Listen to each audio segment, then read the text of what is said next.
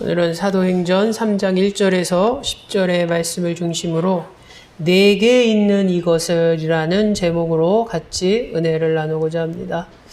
지난 시간까지 사도행전 2장 말씀을 중심으로 이제 공동체에 관한 놀라운 초대교회의 모습을 보면서 우리가 그런 초대교회의 모습을 바라보면서 그 뜨거웠던 성령의 일하심, 그리고 성령 안에서 초대교회 성도들, 지체들 간의 놀라운 섬김의 실천, 또 뜨거웠던 신앙과 믿음의 모습을 바라보면서 오늘날도 많은 나군의 공동체를 비롯해서 많은 이 땅의 교회들이 초대교회의 그 순수함과 열정과 성령의 일하심이 계속 주님 오시는 그날까지 이어지는 놀라운 역사를 공동체들이 이어가기를 주 예수 이름으로 축원합니다.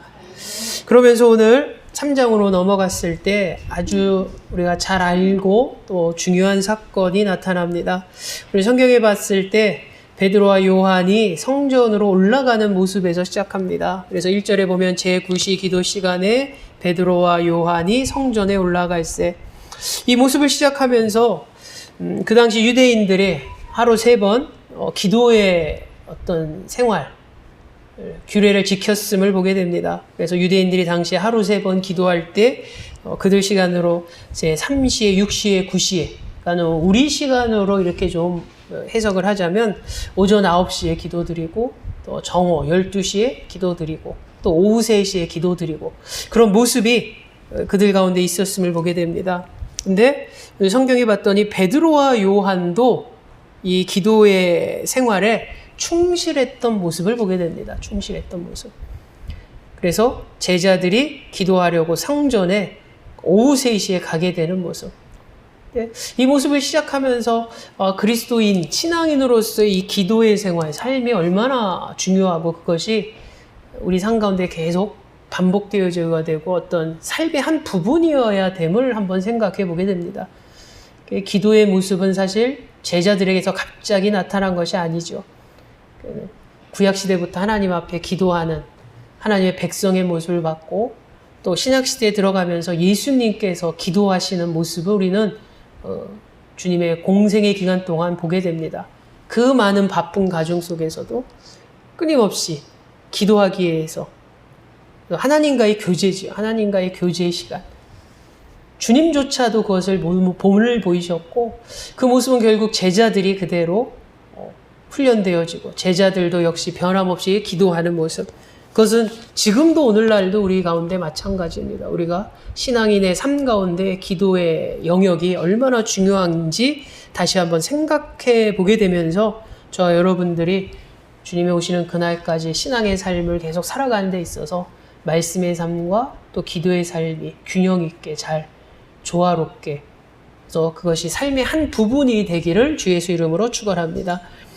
오늘 이렇게 베드로하고 요한이 성전에 나갈 때 한 사람을 만나게 되죠. 오늘 사건의 주인공입니다. 바로 한 안증뱅이라고 우리가 보통 이야기를 하죠. 2절에 보면 이렇게 말씀이 기록되어져 있습니다. 나면서 못 걷게 된 이를 사람들이 메고 오니 이는 성전에 들어가는 사람들에게 구걸하기 위하여 날마다 미문이라는 성전문에 두는 자라. 오늘 성경은 한 사람에 대해서 설명을 하고 있습니다. 정상적인 사람이 아니요, 정상적인 생활, 정상적인 활동이 가능한 사람이 아니었습니다. 몸에 불편함이 있는 사람이죠. 그래서 우리는 보통 나면 못 걷게 되니 안증뱅이라고 보통 이야기하죠. 근데 이 사람이 못 걷게 된 경우를 보니까 우리가 보통 이제 두 가지 경우를 생각하지, 하나는 정상적으로 걷다가 생활하다가 어떤 불의의 사고를 당해서 몸이 불편해지는 경우가 있죠. 근데 오늘 성경에 봤더니 이 사람은 나면서부터 걷게 되지 못한 이라고 설명하고 있습니다. 그러니까 태생적인 것이죠. 그러니까 도중에 잘 걷다가 못 걷게 되는 것이 아니라 태어날 때부터 어떤 불구의 몸으로 태어난 그런 사람임을 오늘 성경은 보게 됩니다. 그러면서 이 사람의 삶이 어떤가 한번 생각하게 되죠. 그래서 2절의 말씀을 쭉 읽어보면 이게 몸이 불편한 안증뱅이의 모습인데 이 사람의 삶이 간접적으로 와닿습니다. 그러니까 어떤 모습이냐면 과연 이 안증뱅이의 삶은 희망이 있는 삶인가? 우리가 보통 그러지 않습니까? 정상적으로 살다가 이렇게 어떤 불의의 사고로 다치면 그래도 희망을 갖죠. 내가 어떻게든 다시 옛날처럼 걸어볼 거야. 재활을 해볼 거야. 재기를 해볼 거야. 어떤 그런 희망의 모습들이 있죠. 근데 태생적으로부터 어떤 그런 몸이 불구의 몸으로 태어났을 때 그런 생각을 가질 수 있을까? 사실 좀 불가능합니다, 여러분. 그리고 오늘 모습에 봤을 때 그들의 이 안진뱅이의 삶이 희망적인 거하고 거리가 먼 것을 2절을 통해서 보게 됩니다. 그 당시의 문화가 지금처럼 좀 약간 복지적으로 발전되어 있고 어떤 장애인들에 대한 여러 가지 뭐 정책이 있는 그런 시대라면 또 얘기가 달릴 수 있겠지만 그 당시는 철저히 뭐냐면 노동 중심의 사회죠. 그러니까 팔다리가 멀쩡해서 그 노동으로 수고함으로 하루하루를 살아가는 일반적인 모습이 있습니다. 그런 세상에서 몸이 불편하다는 것은 사실 살아가기가 상당히 힘듭니다. 생계를 보장할 수 없다는 거죠. 이 사람도 마찬가지입니다. 이 사람도 봤더니 철저히 타인의 도움만으로 살 수밖에 없는 인생임을 우리는 발견하게 됩니다. 타인의 도움이 없으면 하루하루 살아가기, 하루하루의 삶을 연명할 수 없는 인생임을 우리는 간접적으로 보게 됩니다. 절대적으로 타인의 의존적인 삶이 이 안진뱅이의 삶의 본질이고 삶의 모습입니다. 어떤 자기가 하고 싶은 대로 자기 의사대로 하는 것이 아니라 남한테 의지해야만 몸이 움직여지고, 그래서 오늘 성경에도 보니 어떻습니까? 사람들이 그를 메고 옵니다. 메고 오죠. 그리고 성전문에 둡니다. 그래서 거기서 국어를 시작하죠. 하루 종일 국어를 하죠. 그리고 하루가 보냅니다. 그리고 어떻게 합니까? 돌아갈 때 또 누군가의 사람들에 의해서 돌아가게 되죠. 그것을 날마다 반복합니다. 날마다 반복하는. 이런 비슷한 모습을 우리도 종종 보게 될 때가 있습니다. 지금은 좀 드물지만 저가 중고등학교 때만 하더라도 이렇게 사람들이 많은 지역 가면 항상 그 자리에 있는 어떤 몸이 불편한 분들이 있죠. 그래서 막 음악 틀면서 이제 동냥을 하고 그런 모습이 떠오릅니다. 제 기억으로는 늘 날마다 그 자리에 있죠. 그 자리에. 그러면서 생각했던 게 누군가가 아침에 데려다 놓고 또 저녁에는 데리고 가는 그런 것을 상상해 보곤 하죠. 근데 오늘 성경에서 똑같은 그런 모습이 있습니다. 안진뱅이의 삶. 몸이 불편한 것뿐만 아니라 어떤 경제적으로 자기가 문제를 해결할 수 없기 때문에 구걸하면서 하루하루 살 수밖에 없는, 그래서 희망이라고는 거리가 먼 그런, 어떻게 보면은 가장 절망에 가까운 삶을 살아가는 한 사람이 오늘 성경에 기록되어져 있습니다. 그래서 예상컨대 이 사람은 지금 구걸하고 살아가지만 앞으로도 평생 죽을 때까지 구걸하면서 살아갈 수밖에 없는 그런 운명이라고 우리는 상상할 수 있겠죠. 그래서 그들은 하루하루 구걸하면서 살아왔을 것입니다. 그래서 앞서 말한 것처럼 하루 일과가 그런 거죠. 근데 이 사람이 놓인 장소가 다름 아닌 성전의 미문이라고 성경은 기록하고 있습니다. 사람들이 메고 있는 성전에 들어가는 사람들에게 구걸하기 위해 날마다 미문이란 성전문에 두는지라. 그러니까 이 사람에게 있어서 시간을 가장 많이 보내는 장소는 결국 두 가지입니다. 하나는 성전 미문, 그리고 또 하나는 자기 숙소. 그것이 삶에 가장 많이 시간을 할애하고 많이 보내는 장소고 공간이죠. 그러니까 왜 성전 미문에 놓였을까? 이건 우리는 확신할 수 있는 게 그런 거죠. 바로 인적이 많은 곳. 구걸을 해야 되기 때문에 사람이 많은 곳이어야 됩니다. 그리고 무엇보다도 사람이 많으면서 어떤 선행을 기대할 수 있는 것. 좀 구걸이 많이 할 수 있는 것. 도움을 많이 받을 수 있는 것. 그런 것을 생각할 때 어디가 가장 좋은 곳이냐면 여러분 성전이겠죠. 성전. 그래서 성전 미문이라고 그래서 성전에 들어가는 문이 많습니다. 그 중에서 좀 아름다운, 미문이 말 그대로 아름다운 문이에요. 성전에 들어가는 아름다운 문 앞에서 구걸을 하는 한 절망적인, 희망이 안 보이는 한 사람의 삶을 우리는 보게 됩니다. 그래서 예전에도 비슷한 모습이 있죠. 오늘 본문을 항상 생각할 때마다 저는 예전에 여의도 순복음처럼 큰 교회, 지금은 잘 모르겠는데 예전에는 그게 큰 교회 가면은 주일날 보면 주변에 거린들이 그렇게 많습니다. 거린들이. 주일날만 되면. 평일날은 보이지 않다가 주일날만 되면. 그 사람들이 무슨 생각을 갖겠습니까? 우리가 오늘 성경에 나와 있는 것처럼 사람들이 많이 모이는 것, 많이 모여도 어떤 선행을 베풀 만한 것, 그게 교회 앞이라는 거죠. 많은 사람이 오는 대형 교회 앞에. 근데 이 안진뱅이의 모습이 바로 그랬습니다. 바로 성전 미문에서. 근데 아이러나게도 여러분 생각해 보십시오. 이 안진뱅이가 거의 인생의 절반을 성전에서 보냈지만 중요한 것은 성전 아닌 성전 밖의 미문에서만 보냈다라는 것이죠. 어떻게 보면 가장 하나님이 계시는 가까운 곳에 있었지만 그는 결코 희망과 가장 멀어진 삶을 살았습니다. 가장 아이러니하지 않습니까?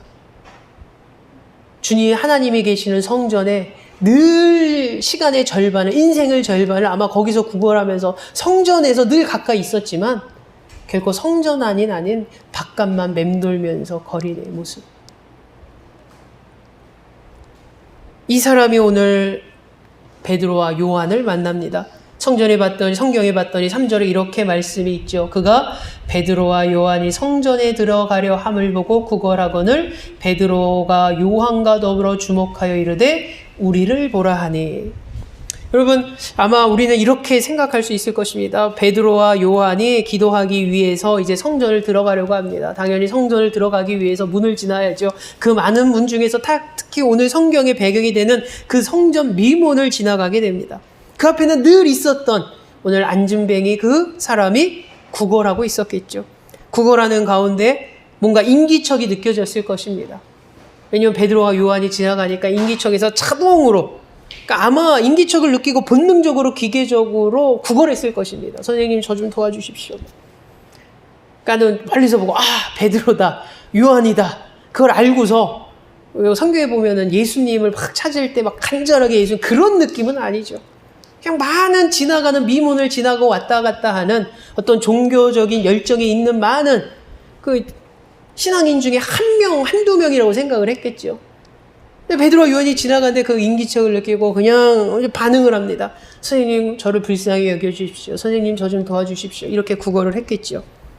근데 거기에 안진뱅이가 그들에게 구걸했을 때 오늘 베드로와 요한이 4절에 보면 뭐라고 말합니까?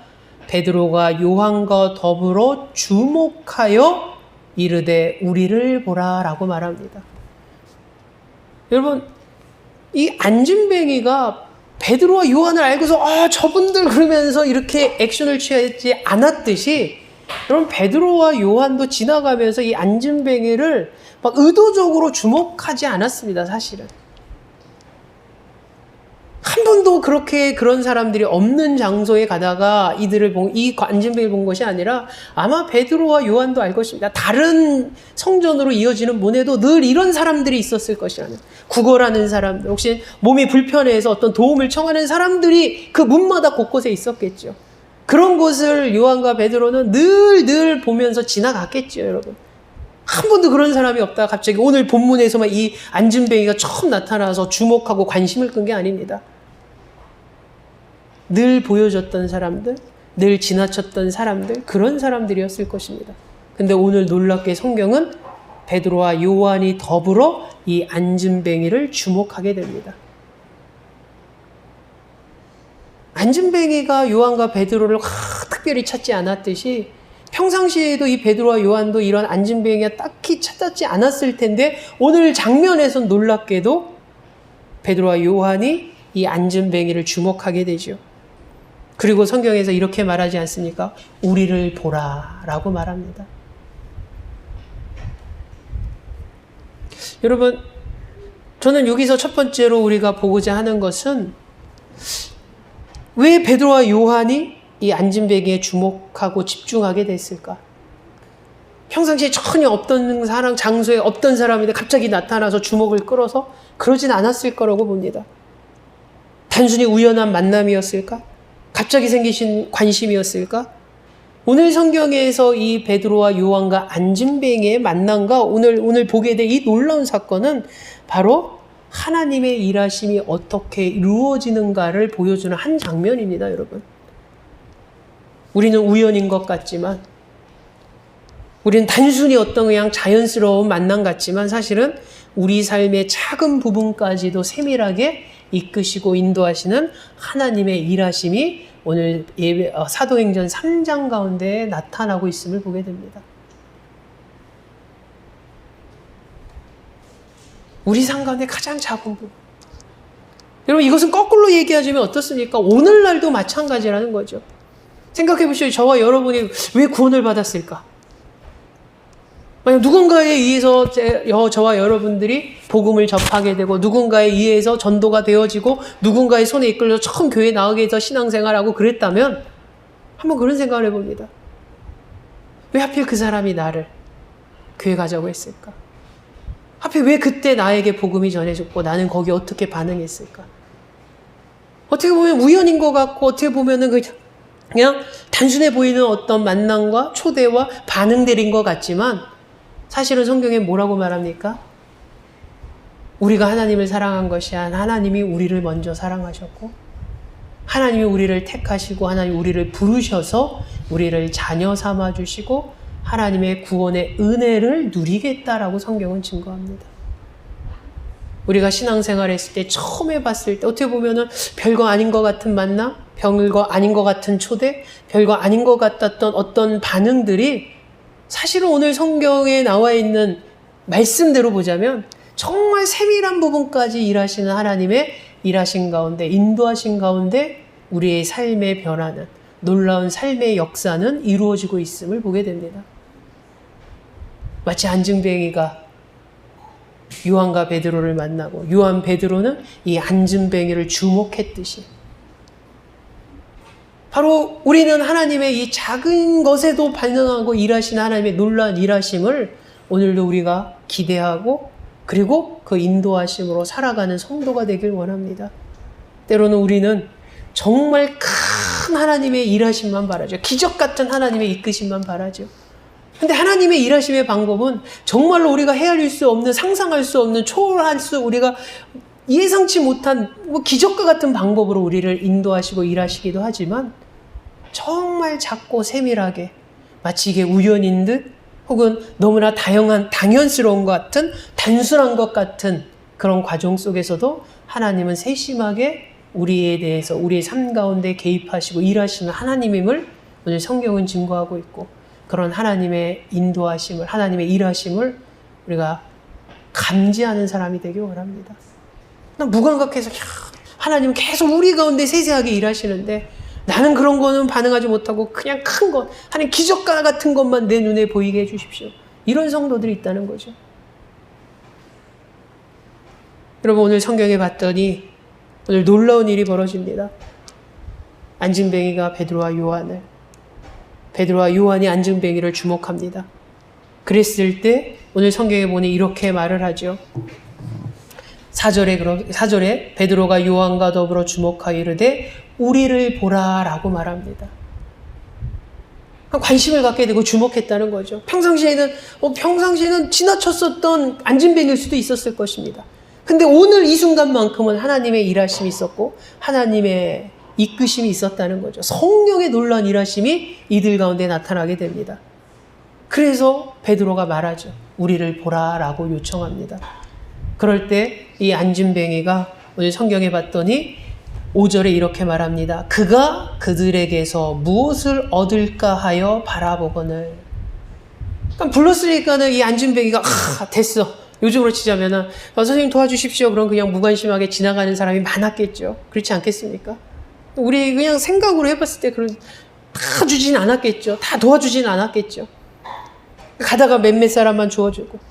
근데 지금 딱 반응이 나타난 사람들이 있었습니다. 베드로와 요한. 자기의 관심을 가졌지요. 자기를 보라고 요청합니다. 그랬을 때 이 안진뱅이의 마음에는 당연히 어떤 마음이 들겠습니까? 나를 도와주려고 하나 보다. 그래서 성경에 보니까 뭐라고 말합니까? 그가 그들에게서 무엇을 얻을까 하여 바라보거늘.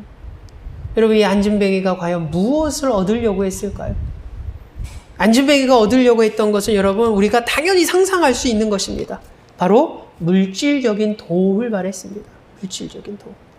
어떤 물질적인 후원? 세상에서 말하는 어떤 동량, 그것을 기대했겠죠. 근데 성경에는 뭐라고 말합니까? 6절에 베드로가 이르되 은과 금은 내게 없거니와 내게 있는 이것을 내게 주노니. 아멘.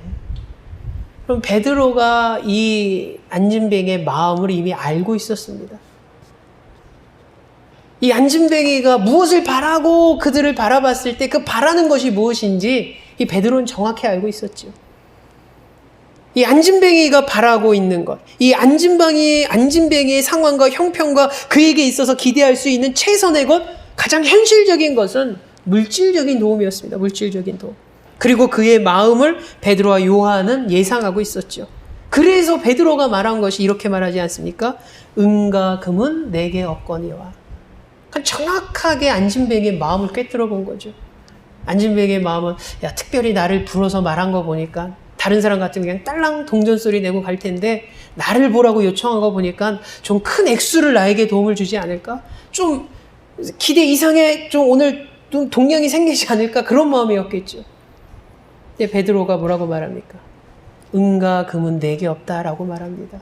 네가 기대하는 것, 네가 생각하는 것, 어떻게 보면은 안진뱅이 입장에서 그의 상황과 형편에서 기대할 수 있는 최상의 것은 물질이었고 그 최상의 것이 베드로에게는 없다라고 말합니다. 그리고 나서 바로 이렇게 말하죠. 내게 있는 이것을 내게 주노니 나사렛 예수 그리스도의 이름으로 일어나 걸어라. 아멘. 여러분, 베드로가 이 안진뱅에게 말합니다. 내게 있는 이것을 내게 준다라고 말합니다. 베드로가 갖고 있는 이것, 요한이 갖고 있는 이것, 그들이 소중히 갖고 있는 이것이 무엇입니까? 오늘 성경에는 바로 예수 그리스도였다는 거죠. 예수 그리스도. 예수 그리스도로 말미암아 나타나는 능력, 예수 그리스도로 말미암아 나타나는 사랑, 예수 그리스도로 말미암아 나타난 은혜, 예수 그리스도로 말미암아 나타나는 구원의 놀라운 역사. 베드로와 요한이 갖고 있는 것은 바로 예수 그리스도였다는 거죠. 예수 그리스도.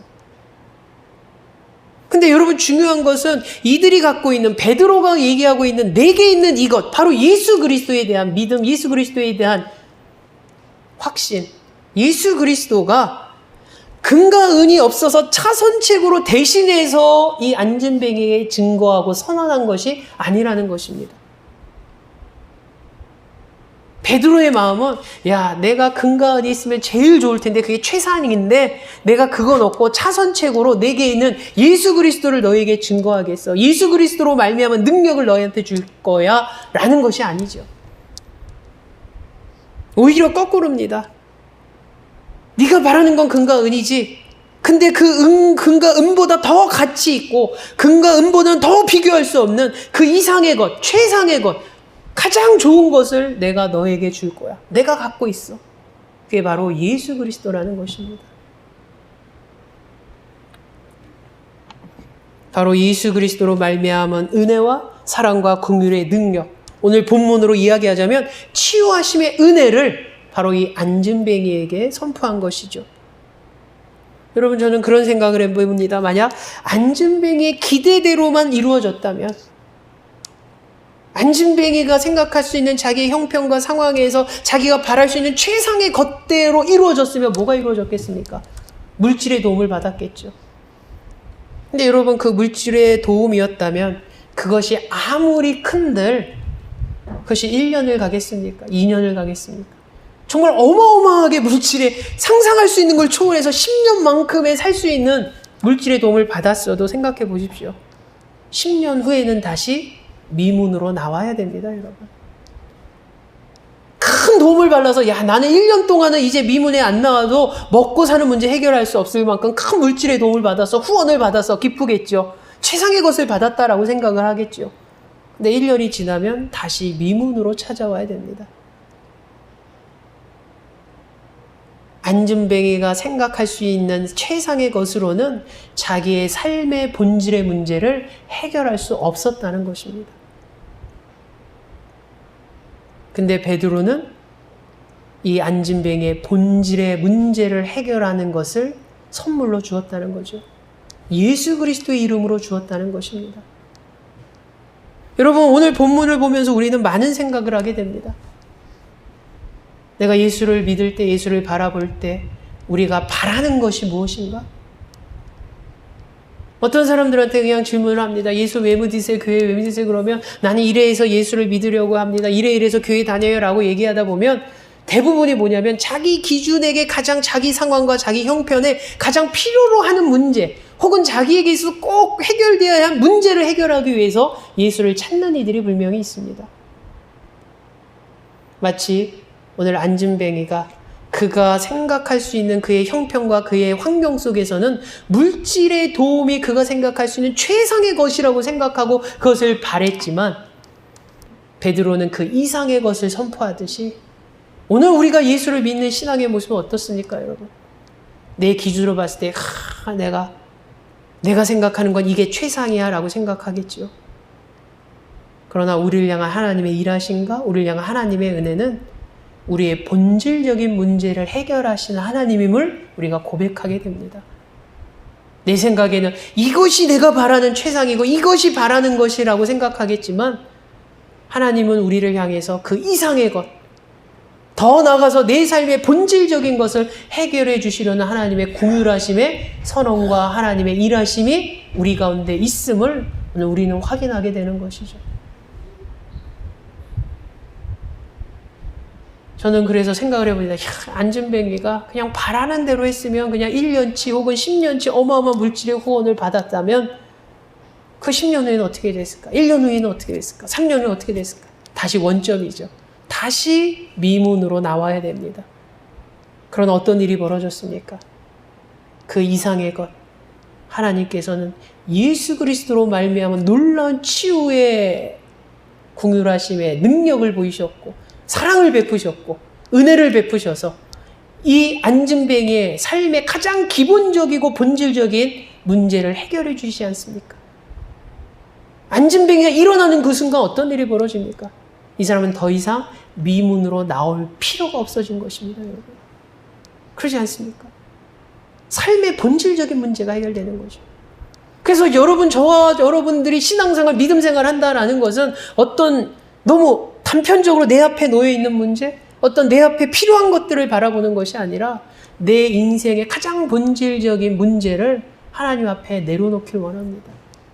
그 문제를 하나님이 해결해 주시고 치유하심으로 우리의 삶이 변화되어지고 우리의 삶이 하나님의 은혜 가운데, 하나님의 치유하신 가운데, 하나님의 사랑 가운데 온전해짐으로 나아갈 수 있는 놀라운 은혜의 삶을 살아가시기를 주 예수 이름으로 축원합니다. 사랑해 주님 감사합니다.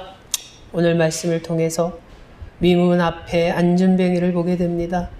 안진뱅이가 바라는 것은 물질적인 후원이었고 물질적인 도움이었습니다. 그러나 그것만으로는 그의 삶을 해결할 수는 없습니다. 본질적인 문제가 해결되지 않죠. 그래서 베드로가 선언합니다. 은과 금은 내게 있지 아니하나 내게 있는 것을 너에게 주겠다라고 말합니다.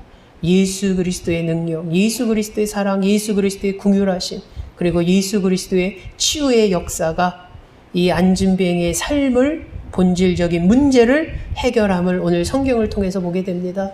주님, 우리의 신앙의 삶이 이렇게 되게 하여 주시옵소서. 단순히 앞에 놓여 있는 것만을 해결하기 위해서 당장의 문제만 급급한 것이 아니라 주님, 우리의 본질적인 문제와 우리의 가장 중요한 문제를 주님께서 치유하시고 어루만져 주시옵소서. 예수님의 이름으로 기도하옵나이다. 아멘.